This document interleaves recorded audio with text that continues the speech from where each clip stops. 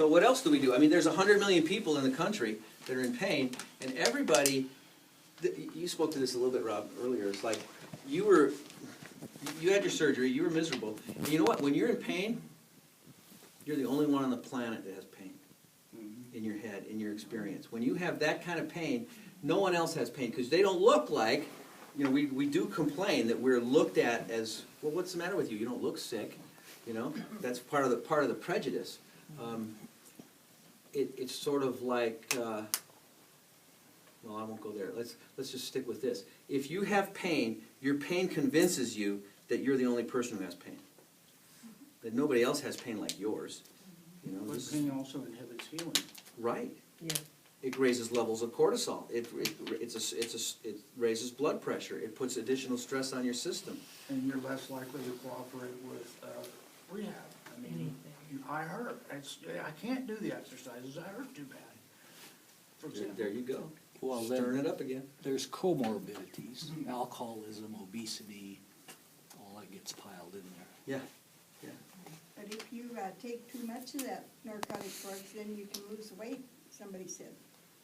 You know, if they take, they're not, if it's not prescribed. Well, I don't know how you lose it. Piled up inside. That's Well, not true. malabsorption, basically, people on high doses of opiates don't absorb very much. It's like their gut slows down. And It's true. And Yeah. there's this malabsorption syndrome with some people. Yeah. Mark, how do you address the psychological and emotional issues of pain?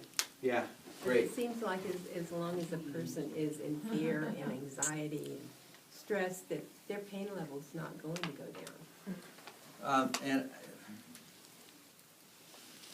I'm into transformation. And the pain is asking us to do something transformative. Okay? And if you continue doing what you're doing, you're going to continue to have the same result, right? So something has to happen at some point. And at some point in any medical illness, we got a lot of chairs in here, get in here. At some point in any medical illness, if you get cancer and your doctor says get your affairs in order, now you've got urgency for either creating a powerful life, completing all your incomplete items, loving the people that you love and saying goodbye to them, and or not. And you kind of get a death that's related to the life that you've led. So some people have a chaotic life, they get a chaotic death. If some people actually do their personal work in their life and mature, I've heard this is so, then you get some peace of mind in your life, and that's an individual journey. But your illness is dragging you to do that. There's no doubt about it. And the problem, you know, we treat people with cancer, we treat them with lots of pain medication, right? Because we're not afraid of their addiction. Well, the problem with chronic non-cancer pain, you don't die! You still have it! Eventually. So, like, I mean, doesn't that seem obvious? It's like, oh, yeah, I mean, the cancer people, yeah, they can have all the pain they want, but, you know, if I don't have cancer and I'm going to live another 30 years, well, I can't have any pain relief. I have quality of life. Yeah, well, we're just going to have 30 years of misery. So it's so true. Yeah, it's like whatever makes us miserable makes us desperate enough to transform. We will not generally grow up until we're uncomfortable enough to do so. So part of the gift of this discomfort is to get us to do this work. And my promise is that if there's something that's cunning and baffling and mysterious, like something that's in your wrist that you don't understand, okay? Or the fact that, you know, you were miserable and the opiates didn't work for your knee. I mean, that's just like, you didn't fit into the mold, right?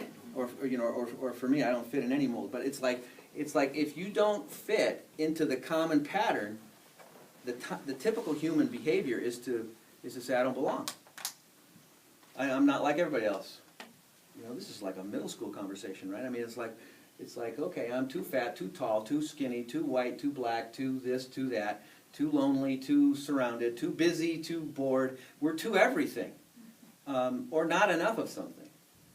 And I figure like 90% of the people on the planet are concerned that they're not enough. And then there's like 10% of us that are too much. I'm in that 10% group. But you still don't belong whether you're not enough or too much. And pain has you not belong. It feels you like you've been shunned from the tribe.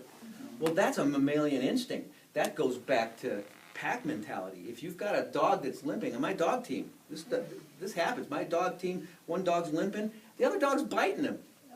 It's not like he's cuddling with him and nurturing him. It's like, no, he's going to hold us back.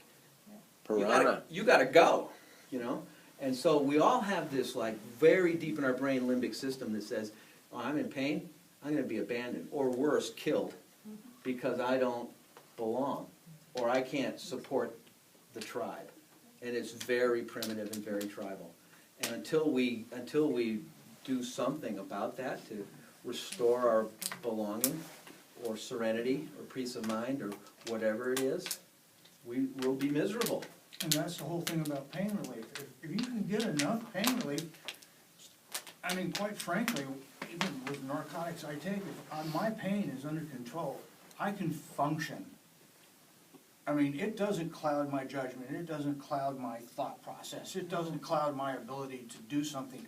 I can actually teach over at that junior or community college, I do. But if I'm hurting, forget it. Yeah, you can't be there. I can't. Nobody's home.